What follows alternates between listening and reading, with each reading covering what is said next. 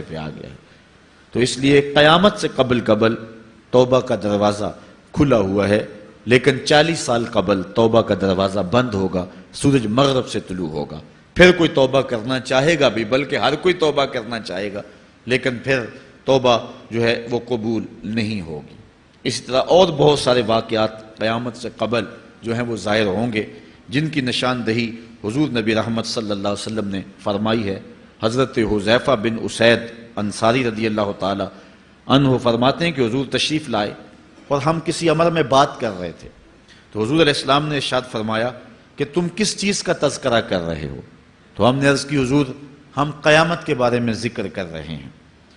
تو حضور علیہ السلام نے ارشاد فرمایا کہ قیامت اتنی دیر تک قائم نہیں ہوگی جب تک یہ نشانیاں پوری نہ ہو لیں۔ ان میں سے ایک حضور نے دھوئیں کا ذکر فرمایا، دوسرا دجال کا تذکرہ کیا، تیسرا دابۃ الارض یعنی یاجوج اور ماجوج کا تذکرہ کیا کہ وہ نکلیں گے، اس طرح سورج کا مغرب سے نکلنا اس کا ذکر کیا، حضرت عیسیٰ علیہ السلام کے نزول کا ذکر کیا۔ اسی طرح حضور علیہ السلام نے زمین کا 3 جگہوں سے بیٹھ جانے کا ذکر کیا، ایک مشرق میں، ایک مغرب میں اور ایک جزیرہ عرب میں، زمین دھنس جائے گی نیچے، اس کا ذکر کیا۔ اور یمن کی جانب سے ایک آگ نکلے گی جو لوگوں کو دھکیل کر کے شام کے میدان میں لے آئے گی، اس کا تذکرہ کیا۔ فرمایا جب تک یہ نشانیاں پوری نہیں ہو جاتی اتنی دیر تک قیامت قائم نہیں ہوگی۔ تو یہ قیامت کے آنے سے قبل جو ہیں وہ نشانیاں ہیں جو ظاہر ہوں گی۔ اس کے علاوہ قیامت آنے سے کچھ اس سے بھی پہلے نشانیوں کا ظہور ہوگا، جس کا ذکر حضور نبی رحمت صلی اللہ علیہ وسلم نے ارشاد فرمایا۔ حدیث جبریل اس پہ بہت معروف ہے، جس کو حضرت عمر بن خطاب رضی اللہ تعالیٰ عنہ روایت کرتے ہیں۔ آقا کریم علیہ السلام کی خدمت میں کہتے ہیں ہم حاضر تھے کہ ایک شخص آیا کہ جس کے سیاہ کالے بال تھے اور سفید رنگ کا اس نے لباس پہنا ہوا تھا، اہل مدینہ سے وہ تھا نہیں، اور اس کے چہرے پر، لباس پر، بشرے پر آثار سفر بھی ظاہر نہیں تھے۔ اگر مقامی ہوتا تو ہم جانتے ہوتے، اور اگر باہر سے آیا ہوتا تو اس کے چہرے پر، لباس پر جو ہے وہ سفر کے آثار ہوتے۔ اس زمانے میں اس طرح کے سفر تو نہیں تھے آسانی اور سہولت والے، تو جو بھی سفر کر کے دور سے آتا تو اس کا چہرہ بتاتا یہ مسافر ہے۔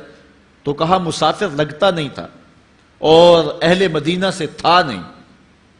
ہم پریشان تھے کہ یہ کون ہے، لیکن وہ آیا اور حضور علیہ السلام کی خدمت میں اپنے زانو بچھا کر کے بیٹھ گیا۔ فَأَسْنَدَ رُكْبَتَيْهِ إِلَىٰ رُكْبَتَيْهِ، اپنے دونوں گھٹنے اس نے حضور علیہ السلام کے گھٹنوں سے جوڑے اور حضور کی خدمت میں یوں ادب سے بیٹھ گیا۔ پھر اس نے حضور علیہ السلام سے اسلام کے بارے میں پوچھا، حضور علیہ السلام نے جواب دیا۔ پھر اس نے کہا بالکل آپ نے سچ فرمایا ہے۔ ہم حیران ہوئے، خود ہی سوال کرتا ہے اور خود ہی تصدیق کرتا ہے۔ پھر اس نے حضور سے ایمان کے بارے میں پوچھا، حضور نے کچھ ارشاد فرمایا ایمان یہ ہے، تو اس نے کہا بالکل صدقتا، آپ نے سچ کہا ہے۔ تو ہم پھر حیران ہوئے کہ خود ہی یہ سوال پوچھ رہا ہے اور خود ہی اس کی تائید کر رہا ہے۔ پھر اس نے احسان کے بارے میں پوچھا، تو حضور علیہ السلام نے اس کو جواب دیا کہ احسان یہ ہے کہ اللہ کی عبادت اس طرح کرے کہ تو اسے دیکھ رہا ہے، اور اگر یہ کیفیت نہیں ہے تو کم از کم یہ کیفیت پیدا کر لے کہ وہ تجھے دیکھ رہا ہے۔ اس نے کہا آپ نے سچ کہا۔ پھر اس کے بعد اس نے کہا مجھے اب قیامت کے بارے میں بتائیں۔ حضور علیہ السلام نے فرمایا جو ہے وہ مسئول سائل سے عالم نہیں ہے۔ تو اس نے کہا اچھا پھر مجھے قیامت کی کچھ نشانیاں بیان فرما دیں۔ تو حضور علیہ السلام نے اس شخص کو جو نشانیاں بیان فرمائیں وہ یہ تھی کہ لونڈی اپنی مالکہ کو جنم دے گی، بکریاں چرانے والے، اونٹ چرانے والے، ننگے پاؤں والے اور ننگے بدن والے تم دیکھو گے کہ عمارتیں بنانے میں ایک دوسرے سے آگے بڑھنے کی کوشش کریں گے۔ بہرحال تھوڑی دیر تک وہ حضور کی خدمت میں بیٹھا رہا۔ اس کے بعد جب چلا گیا تو تھوڑی دیر گزری تو حضور نے فرمایا عمر جانتے ہو یہ شخص کون تھا؟ عرض کی اللہ و رسولہ عالم، اللہ اور اس کا رسول جانتا ہے۔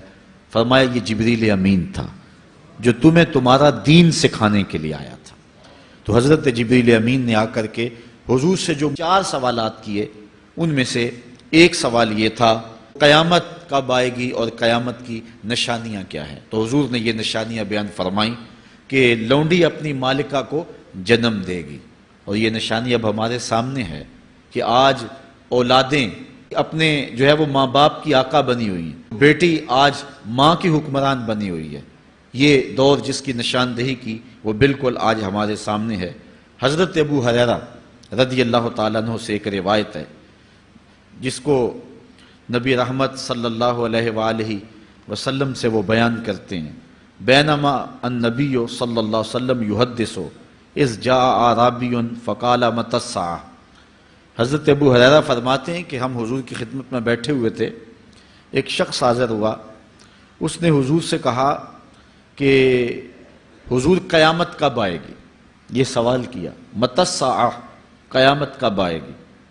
آقا کریم علیہ السلام نے اس کو جواب دیا، اذا ضیعت الامانہ فانتظر الساعہ، جب امانت کو ضائع کر دیا گیا تو سمجھ لے قیامت آ گئی۔ جب امانت کو ضائع کر دیا جائے گا تو سمجھ لے قیامت آ گئی ہے۔ قالا کیف اضاعتھا، عرض کی حضور امانت کو ضائع کرنا کیا مفہوم رکھتا ہے، اس کا مطلب کیا ہے؟ تشریح پوچھی حضور سے، تو حضور علیہ السلام نے جو جواب دیا وہ سماعت کیجئے۔ قال اذا وسد الامر الى غیر اہلہ فانتظر الساعہ، فرمایا جب معاملات نااہل لوگوں کے سپرد کر دیے جائیں تو سمجھ لے کہ قیامت آ گئی۔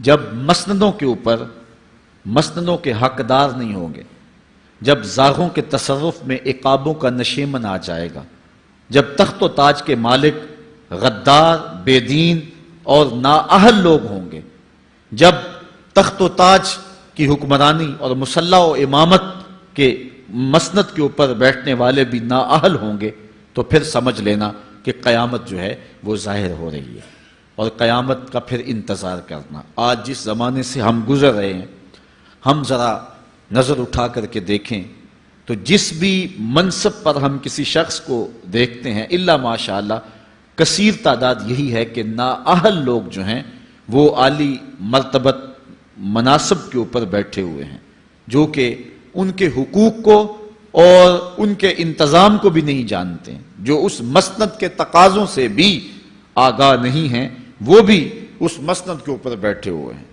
ایک زمانہ تھا، یہ ہمارے بچپن کی کہانی ہے، کہ ایک مرتبہ اسمبلی میں بحث ہوئی آبپاشی کے بارے میں، کہ فصلوں تک معقول پانی نہیں پہنچتا اور جو ہے وہ فصل اچھے طریقے سے جو ہے وہ نہیں اگ پا رہی، اور ہمارا ملک زرعی ملک ہے، تو اس کے بارے میں سوچا جائے۔ تو بہرحال اس پہ جب بحث شروع ہوئی تو ایک رکن اسمبلی اٹھا، اس نے کہا کہ پہلی بات تو یہ ہے کہ فصلوں تک پانی پہنچتا ہی نہیں ہے، اور دوسری بات یہ ہے جو پہنچتا بھی ہے وہ بھی راستے میں جو بجلی والے ہیں وہ بجلی نکال لیتے ہیں، اب وہ بجلی نکل چکی ہوتی ہے پانی سے، اب وہ خالی پانی جو ہے وہ فصلوں کو کیا کرے گا؟ تو جب نااہل لوگ ایسی مسندوں کے اوپر اور ایسے مناصب کے اوپر بیٹھے ہوئے ہوں گے اور ہم لوگ ان کو منتخب کرتے ہیں، تو پھر آپ قیامت کا انتظار کیجئے، پھر قیامت آنے میں کوئی دیر نہیں ہے۔ تو حضور علیہ السلام نے 2 لفظوں کے اندر قیامت کے بارے میں یہ بات ارشاد فرما لی۔ یہ میں نے آپ کو اپنے بچپن کی کہانی سنائی ہے، لیکن اس دور کی کوئی ایک کہانی ہو تو میں آپ کے سامنے رکھوں۔ اس دور میں تو جو عالی مرتبت مناصب کے اوپر بیٹھے ہوئے انہیں سورہ فاتحہ تک نہیں آتی، سورہ اخلاص تک نہیں آتی ہے، تو اب بتاؤ کہ یہ قیامت کے قرب کی علامت ہے کہ نہیں ہے؟ آپ دیکھیں جس تخت پہ بھی، جس تاج پہ بھی، اور جس مسند اور منصب پہ بھی جو موجود ہے، کیا وہ اس کا حق ادا کر سکتا ہے یا اس کی اہلیت رکھتا ہے؟ وہ کیا کسی شاعر نے کہا تھا کہ ہر شاخ پہ الو بیٹھا ہے، انجام گلستاں کیا ہوگا؟ اور رومی نے اپنے زمانے میں کہا تھا کہ سگ وزیرو گرگ میرو موشرا درباں شود، این ارکان سلطنت ملک را ویراں شود۔ یہ ایک دردناک کہانی ہے، لیکن قیامت کی نشانیوں کے حوالے سے آپ اس بات کو سمجھیں اور حضور علیہ السلام کے فرمان کی روشنی کے اندر ہم اپنے حالات کا جائزہ لیں۔ حضرت انس رضی اللہ تعالی عنہ سے ایک روایت ہے، کہتے ہیں سمعت رسول اللہ صلی اللہ علیہ وسلم یقول، میں نے حضور علیہ السلام کو فرماتے ہوئے سنا ہے۔ یہ حضرت انس رضی اللہ تعالیٰ عنہ وہ صحابی ہیں جنہوں نے 10 سال تک حضور کی نوکری کی ہے، اور کہتے ہیں 10 سال میں ایک بار بھی ایسا نہیں ہوا کہ حضور نے مجھے اف بھی کہا ہو۔ کہتے ہیں کبھی ایسا ہوتا کہ میرے ہاتھ سے کوئی برتن ٹوٹ جاتا، ازواج مطہرات جو ہیں وہ اس پہ ناراض ہونے لگتی تو حضور علیہ السلام روک دیتے، فرماتے اسے کچھ نہ کہو، اس برتن کی عمر ہی اتنی لکھی ہوئی تھی، یہ اتنے عرصے کے لیے ہی پیدا کیا گیا تھا۔ تو آقا کریم علیہ السلام نے جو ہے وہ ازواج مطہرات کو بھی روکا کہ وہ مجھے جھڑکے نہ۔ خدمت رسول اللہ صلی اللہ علیہ وآلہ وسلم 10 سنین، میں نے پورے 10 سال حضور کی نوکری کی ہے۔ بلکہ جب آپ کہیں گے کہ حضور کے خادم کا نام کیا ہے، سارے صحابی حضور کے خادم ہیں، لیکن نام حضرت انس رضی اللہ تعالی عنہ کا آئے گا، یہ حضور علیہ السلام کے خادم خاص ہیں، اور حضور سے بہت ساری باتیں انہوں نے سنی ہیں۔ تو ان باتوں میں سے ایک بات کہتے ہیں، سمیت رسول اللہ صلی اللہ علیہ وسلم یقولو، میں نے رسول کریم صلی اللہ علیہ وسلم کو کہتے ہوئے سنا، ان من اشراط الساعۃ ان یرفع العلم، قیامت کی نشانیوں میں سے ایک نشانی یہ ہے کہ علم اٹھا لیا جائے گا، جہالت پھیل جائے گی، علم اٹھا لیا جائے گا۔ آج لفظ زیادہ ہو گئے ہیں، انفارمیشن زیادہ ہو گئی ہے، لیکن جس کو علم کہا جاتا ہے، جو مومن کے سینے کا جمال اور نور ہے، آج وہ اٹھا لیا گیا ہے۔ آج لوگ کہتے ہیں جی جتنا علم آج ہے اتنا علم پہلے تو نہیں تھا۔ آج کوئی غزالی دکھاؤ، کوئی رازی دکھاؤ، کوئی رومی دکھاؤ، کوئی احمد بن حنبل جیسا شخص دکھاؤ، کوئی محمد بن حسن شیبانی جیسا شخص دکھاؤ، کوئی امام ابو حنیفہ کے نالین کی خاک جیسا شخص بھی دکھاؤ، تو یہ ایک غلط بات ہے کہ جی پہلے زمانے میں اتنا علم نہیں ہوتا تھا، اب علم بہت زیادہ ہو گیا، جی علم بہت زیادہ پھیل گیا۔ علم نہیں پھیلا ہے، یہ چند معلومات ہیں، انفارمیشن کا دور ہے، اور خبریں ہیں۔ جو علم ہے، جو کہ مومن کے سینے کا جمال ہے اور باطن کا نور ہے، جو زندگی کی راہوں کو اجالتا ہے اور زمانے کو مالک کی دہلیز کے قریب کرتا ہے اور انسان کو انسانیت سکھاتا ہے، وہ علم جو ہے وہ اٹھتا چلا جا رہا ہے۔ اور حضور سے پوچھا گیا کہ حضور علم سینوں سے اچک لیا جائے گا، سینوں سے کھینچ لیا جائے گا؟ فرمایا نہیں، علماء اٹھا لیے جائیں گے۔ جب علماء فوت ہو جائیں گے تو ان کی جگہ اس درجے کے لوگ نہیں آئیں گے، پھر زوال پذیر سلسلے ہوتے چلے جائیں گے، علم اٹھا لیا جائے گا۔ جب سینے علم سے خالی ہو جائیں گے تو پھر قیامت آ جائے گی۔ اس لیے حضور علیہ السلام کا فرمان ہے، کائنات کی ہر شے علماء کی زندگی کی دعائیں مانگتی ہے، حتی الحیتان فی البحر، یہاں تک کہ سمندروں اور دریاؤں کے اندر مچھلیاں بھی علماء کی زندگی کی دعائیں مانگتی ہیں۔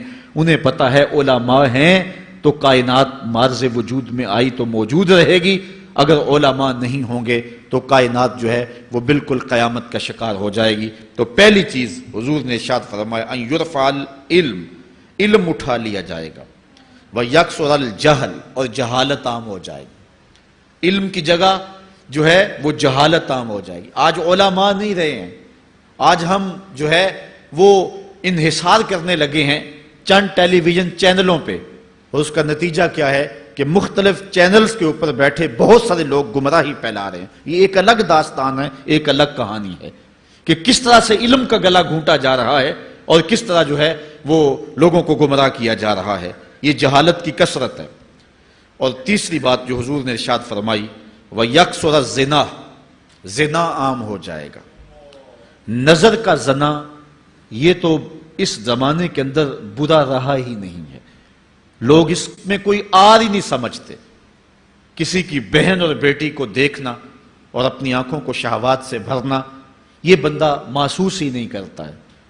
حضور علیہ السلام نے ارشاد فرمایا، من زنا زنیا بہی ولو بہی تان دارہی، جس نے زنا کیا یہ عمل اس کے گھر بھی لوٹے گا، اگرچہ وہ اپنی دیواریں اونچی اونچی کیوں نہیں کر لیتا۔ اگر آج کوئی کسی کی بہن بیٹی پر اپنی نظروں کو غلیظ کرتا ہے تو وہ یہ کیسے کہہ سکتا ہے کہ میری بہن اور میری بیٹی کسی کی گندی نظروں کا شکار نہیں ہوگی؟ یہ مقافات عمل ہیں۔ گندم از گندم بروید جو ز جو، از مقافات عمل غافل مشو۔ اس لیے بدکاری پھیل جائے گی، نظر کی بدکاری اور ہر طرح کی بدکاری، اور یہ اتنا برا اور کبھی کام ہے کہ اللہ تعالیٰ جل شانہ نے قرآن مجید میں اسے کھلی بے حیائی قرار دیا ہے۔ آج میڈیا کے ذریعے، آج انٹرنیٹ کے ذریعے، اور یہ جو موبائل پیکج کی مصیبت نکلی ہے، اس سے معاشرے کا امن خراب ہو گیا اور معاشرے کے اندر حیا کا جوہر جو ہے وہ لوٹ لیا گیا ہے۔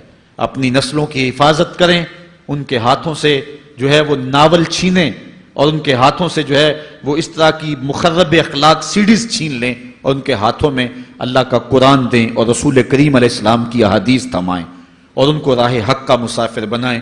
یہ ذمہ داری ہے والدین کی. کل قیامت کے دن ایک عورت 4 مردوں کو جہنم میں لے جائے گی. عرض کیا گیا وہ کیسے؟ فرمایا ایک عورت کو حکم ہوگا جہنم کا تو وہ عرض کرے گی مالک میرے باپ کو بلایا جائے. باپ کو بلایا جائے گا.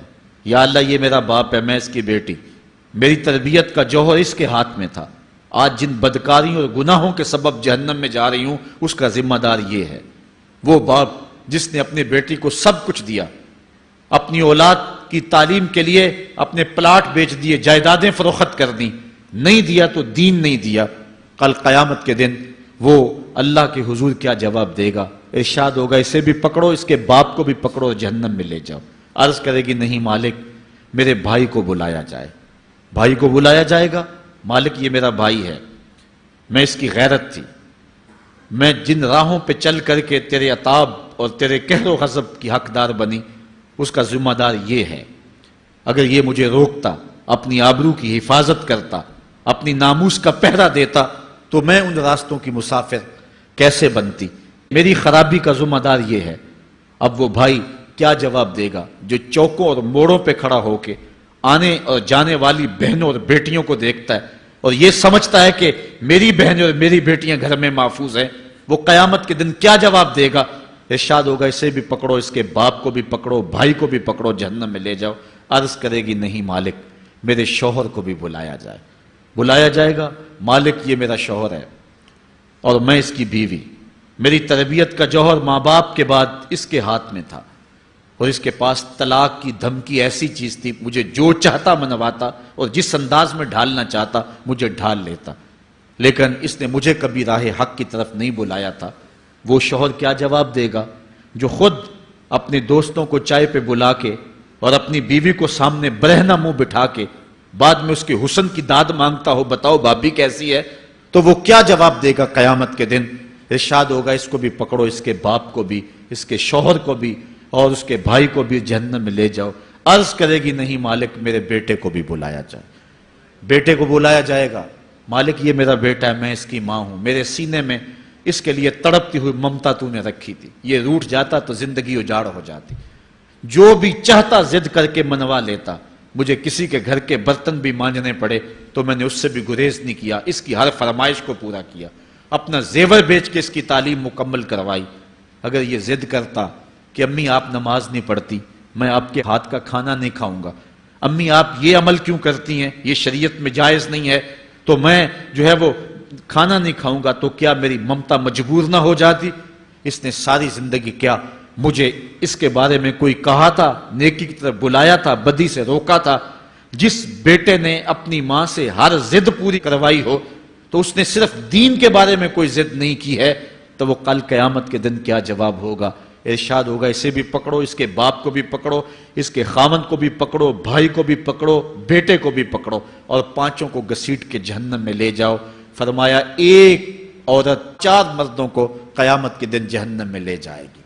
اس لیے میں اور آپ آج دیکھ لیں کہ ہمارا آخرت کا معاملہ کیا ہونے والا ہے اور ہم نے اس دنیا کے اندر کس طرح اپنی حفاظت کرنی ہے. چوتھی چیز جو حضور نے ارشاد فرمائی وَيَكْسُرَ شُرْبَ الْخَمْرِ، اور شراب پینا عام ہو جائے گا. یہ قرب قیامت کی علامت ہے.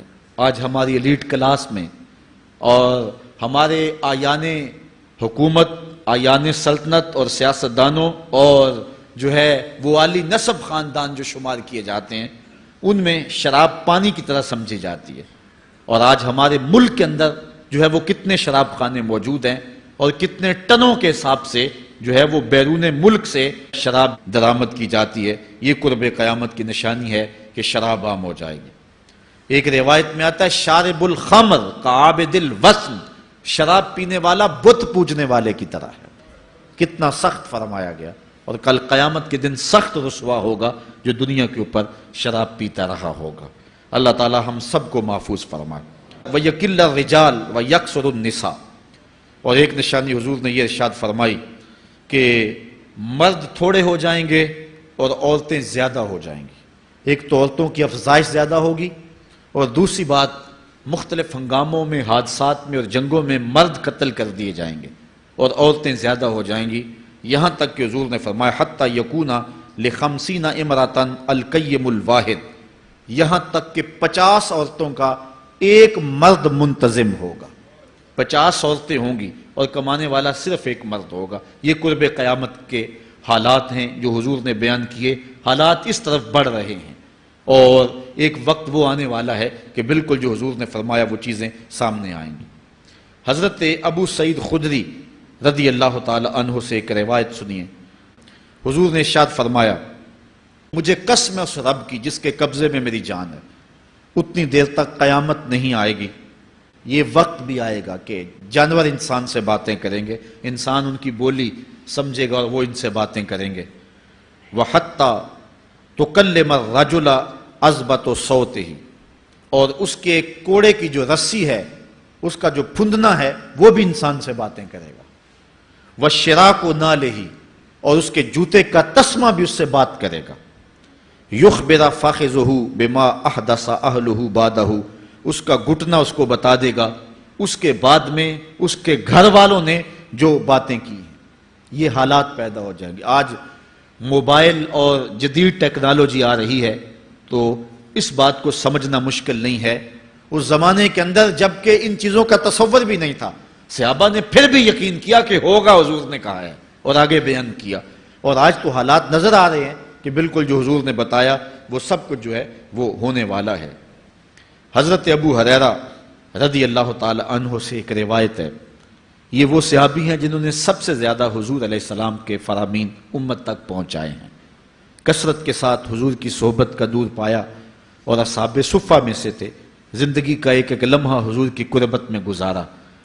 حضرت ابو ہریرہ رضی اللہ تعالیٰ عنہ فرماتے ہیں کہ رسول کریم صلی اللہ علیہ وسلم نے ارشاد فرمایا اذا اتخذ الفیء دیوالا، جب مال غنیمت کو، جب سرکاری خزانے کو اپنی ذاتی دولت سمجھا جائے گا، اس میں تصرف کیا جانے لگے گا، سرکاری خزانے میں لوگ جس طرح چاہیں گے تصرف کریں گے، ایک زمانہ آئے گا اور وہ دیکھ لو بالکل ہمارے سامنے ہے۔ والامانۃ مغنما، اور امانت کو مال غنیمت سمجھا جائے گا، جس طرح غنیمت بندہ استعمال کرتا ہے وہ امانت کو اس طرح غنیمت سمجھے گا اور اس کو جو ہے وہ غصب کر جائے گا۔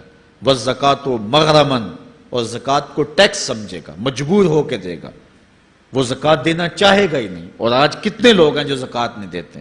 اگر لوگ صحیح طور پہ زکوٰۃ ادا کر دیں اور زکوٰۃ کے جو حقدار ہیں ان تک پہنچے تو پاکستان میں صرف 1-2 سالوں کے اندر غربت ختم ہو جائے۔ اتنی دولتیں ہیں لوگوں کے پاس، اتنی جائیدادیں ہیں لوگوں کے پاس، ایک تو سارے لوگ زکوٰۃ ادا نہیں کرتے، دوسرا یہ ہے حقداروں تک نہیں پہنچتی۔ پیشہ ور مانگنے والے اور اس موسم کے اندر جو ہے وہ اپنے آپ کو غریب ظاہر کر کے اور مختلف اپنی مجبوریاں ظاہر کر کے مال ہتھیانے والے بہت سارے ہیں، اور زکوٰۃ دینے والا کہتا ہے میں جلدی جلدی فارغ ہو جاؤں۔ جتنی محنت مال کو کمانے میں صرف کی ہے اتنی ہی محنت حقداروں کو تلاش کرنے کے لیے بھی کرے تاکہ اس کی زکوٰۃ اصل مصارف تک پہنچے۔ تو قرب قیامت میں یہ ہوگا کہ زکوٰۃ کو ٹیکس جانا جائے گا۔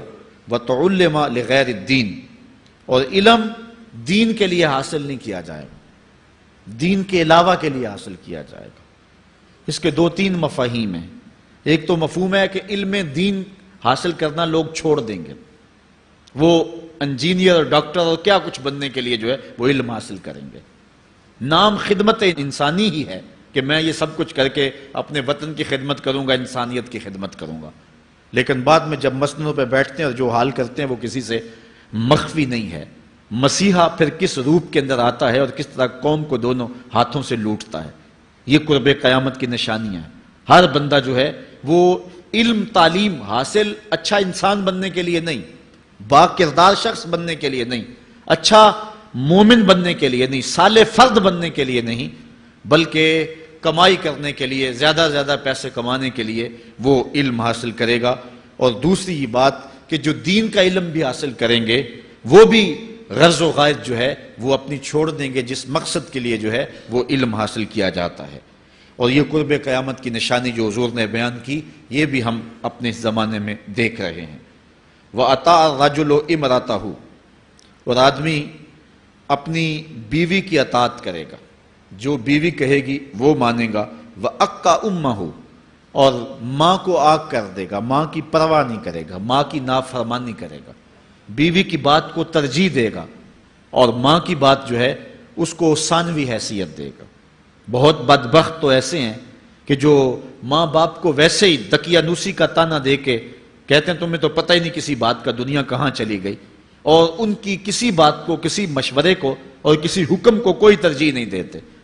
لیکن جب بیوی اور ماں دونوں کا حکم مقابلے میں آ جائے تو اس وقت وہ بیوی کے حکم کو ترجیح دیں گے۔ یہ قرب قیامت کی علامت ہے جو کہ ہم واضح طور پہ اپنے معاشرے میں دیکھ رہے ہیں۔ وَأَدْنَى صَدِيقَهُ وَأَقْصَى أَبَاهُ، دوست قریب ہوں گے، باپ دور ہوگا۔ دوستوں کو قربت دی جائے گی، ان کے ساتھ بیٹھنا اٹھنا بھی ہوگا، کھانا پینا بھی ہوگا، گپ شپ بھی ہوگی۔ دوست ایک بیل دے تو بندہ دوڑا جائے گا دوست کی پکار پہ، لیکن ماں باپ جو مرضی کہیں تو ماں باپ کی بات کو کوئی ترجیح نہیں دی جائے گی۔ یہ قرب قیامت کی نشانیوں میں سے ایک نشانی ہے، اور اس وجہ سے آج لوگ محروم ہو گئے ہیں اور گھروں میں برکت نہیں رہی۔